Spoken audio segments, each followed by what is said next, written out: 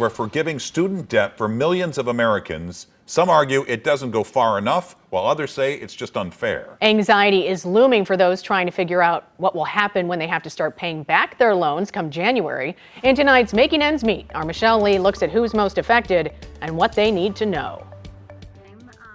Elizabeth Francisco isn't one to kick a gift horse in the mouth, but while I appreciate the effort, it feels really out of touch and kind of insulting to an extent. She's paying off almost $150,000 in loans, her interest alone nearly $30,000. Even the maximum debt relief is just a drop in the bucket. So you're not even making a dent in the base payments. You know, it takes forever to pay your loan back, right?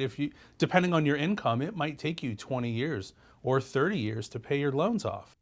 On the flip side, seniors who still have debt are likely to be behind, and many are on fixed incomes. There's a large portion of seniors that are in student debt that are affected by this. Jeff Sachs with Sachs Financial says there's more to this debt relief plan that sometimes gets overlooked. First, it would cap monthly payments on undergrad debt to just 5% of discretionary income. That's currently up to 15% now. It would also forgive loans after 10 years instead of 20 for those with original balances of $12,000 or less. And it would also keep loans from growing just because of interest. So it's really targeted to those that may need some help, especially in today's economy. People like Elizabeth, who's an artist, a professor, and a government worker, and still struggling. But the overhead cost of living, with what I make, I shouldn't live paycheck to paycheck.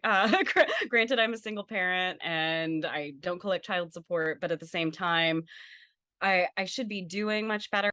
Her biggest question at hand is not about what to do with student debt today. It's how to fix the problem from the very start. Even if they don't cancel student debt, should people really be paying that much interest on a basic education? The final plans could come down in a few weeks, and experts say don't wait to submit for forgiveness because so many people will have to start repaying their loans that were put on hold come January. And of course, you want to use the relief money before then.